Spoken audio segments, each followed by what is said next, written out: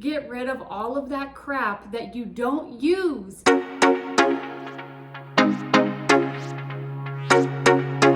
Hi you guys, and welcome to my channel, or welcome back if you've been here before. My name's Becky. I'm a wife, mom, realtor, and design enthusiast, and today I am going to give you 10 things you can do today to make your home look and feel more expensive.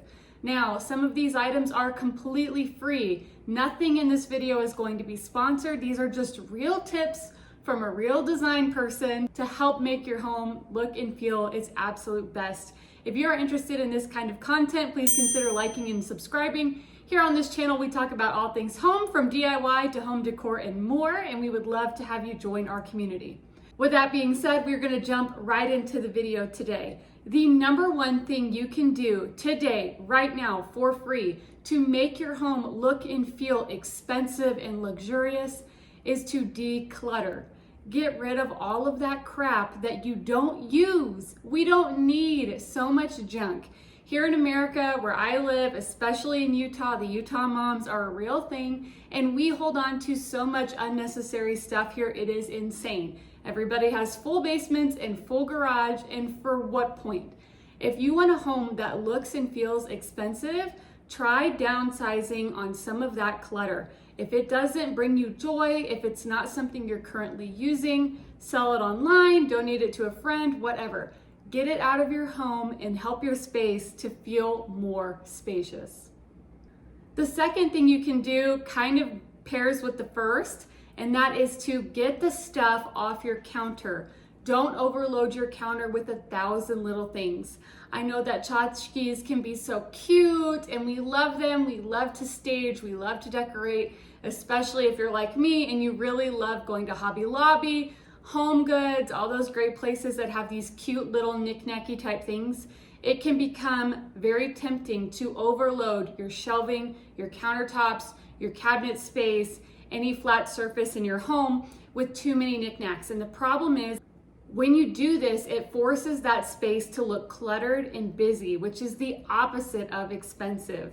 While some people argue that maximalist style is one of the most luxurious things you can see, I would actually beg to differ. I think the minimalist style looks a lot more expensive, it looks a lot more intentional, and it's something that you could implement in your home today by eliminating the clutter on the counter.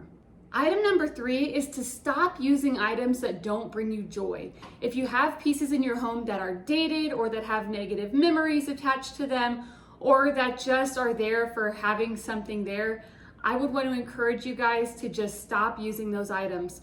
Part of the thing that makes a home look expensive is how that home feels. And that would include the general atmosphere of your home. Does your home feel like a place that's warm and inviting? Does it feel positive? Does it feel good?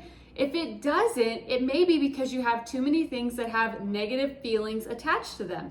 If you've got these around your home, I want to encourage you, get them out of there. Sell them, donate them, put them in the garbage, whatever you've got to do. If it doesn't bring you joy, it doesn't belong in your home. My fourth tip is to start replacing those items that you've gotten rid of with items that do bring you joy. So instead of having something that's dated, old, and ugly, maybe it doesn't match the space that you're in, get that out of there and then upcycle, especially if you're able to sell that item and then use that same money, so basically doing it for free, to go to the thrift store, to go shop a good sale, to go look on Facebook Marketplace, and replace that item with something that is beautiful, timeless, elegant, and that fits your home better than the item that you lost. Now, this is not to say that we declutter our countertop and then we go buy a bunch of new stuff to deposit in that old space. I want to encourage you, refrain from doing that if at all possible. Do not clutter those counters. It makes your home look cheap and it makes it look small and cramped. Instead, find items that you can sprinkle here and there to help give that space purpose and definition. Tip number 5 is to embrace a neutral color palette. This doesn't mean that your whole home needs to be beige, although the monochromatic look does look very expensive. It's good to have a good neutral as a base because it allows you to mix and match your colors, textures, and patterns a lot more easily. And this is important. When you want a home that looks and feels expensive and luxurious, a lot of the times it has a really smooth, cohesive color palette throughout the entire home. This doesn't mean that you have to avoid making bold choices. For example, if you want to have a bold room or a statement piece of furniture or artwork, you don't have to ignore those things for the sake of just having a neutral color palette. But what I'm talking about is the overall shell of the home. For example, if you want a home that looks and feels luxurious and you're shopping for furniture, for example, it would be better for you to buy a wood piece of furniture that you can then throw a vase or add flowers or little things to help bring forth some color, as opposed to going and buying a bright green piece of furniture. Now, it doesn't mean you can't. However, I would say in the long run, when we're thinking about budget and cost to benefit, having those good solid neutrals is definitely the way to go, as opposed to big, bright, bold colors of things that are going to be difficult and expensive to replace. This right here behind me is an excellent example.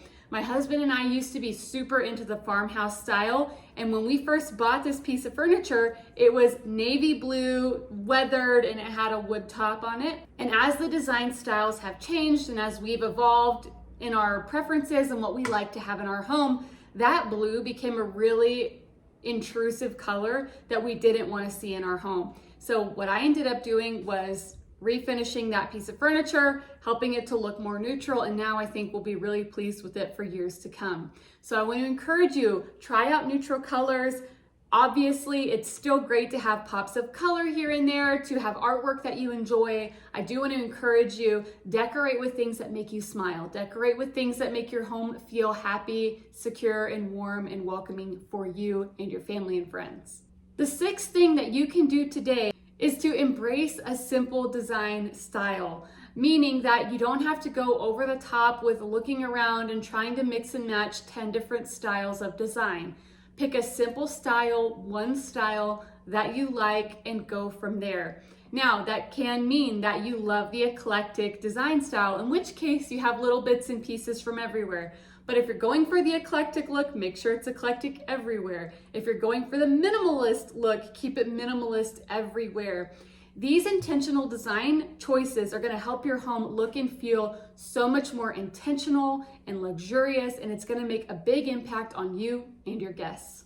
The seventh thing you can do today is to think about and consider the scale of a room. When you walk into a room, is your furniture the right size? Is it in the right spot? Is the artwork in that space doing what it's meant to do? Is it adding to the ambience of the room, or is it taking something away? Think about the scale and the placement of that furniture. Make sure that you have a good flow and good traffic pattern throughout that space. If you want more information on how to design like a pro, I have a video linked down below that will give you those steps on how you can stage any room in your home to make it look designer quality. In addition to this, it's important that I emphasize the importance of not hugging the walls with your furniture, especially in open concept homes and rooms. This can be something that's really tricky. People will try to look for the wall and hug every little piece on every little wall that we have. I want to encourage you not to do that. Try to float your furniture in a way that creates real rooms in that open concept space. This is all part of the design and flow of your home, and it really adds to helping that space feel more intentional and expensive. Note that when you walk into an expensive home, or when you look on Pinterest or in magazines for good style and design ideas, that you don't see furniture hugging every single wall in the home. It's okay to have blank space in a home. It's okay to have negative space. Actually, that can do quite a lot for the overall design, look, and feel of your home. Like I mentioned previously, it's really important to make sure that you don't have too many things going on everywhere all the time, because that will create a cluttered, cheap, and unwelcoming feel in your home. Rather, opt for small things here and there that make a real statement and that help your home look really put together. The 10th thing you can do today to help make your home look expensive is to Start learning how to DIY. Don't be afraid to try things out for yourself. For example, like I talked about earlier, if you have a piece of furniture in your home that you love but just needs a different paint color, try to paint it yourself. If you've seen a piece of minimalist artwork that you love, but it's $2,000, try to recreate it for yourself. Buy an old cheap canvas from somewhere and give it a shot.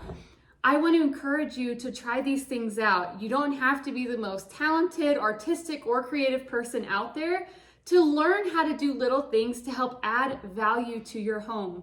In addition to this, it's so fun when you do DIY things and you have people come to your home and then they compliment you on those things that you worked so hard on. Not only do you love the fact that your friends and family enjoy the space that you've created and they love visiting your home because of this expensive, comfortable ambiance you created, but it also gives you that added pat on the back that, hey, you know what? I made that. That's so awesome. And you can feel good that your hard work made an impact. And those, my friends, are 10 things you can do today to make your home look and feel more expensive. If there was something that you wanted to hear in this video, or if you have other tips I didn't mention that you think would add a lot to a space, drop that in a comment down below. I would love to hear from you guys. Thank you so much for watching. Like and subscribe. I'll see you next time. Bye.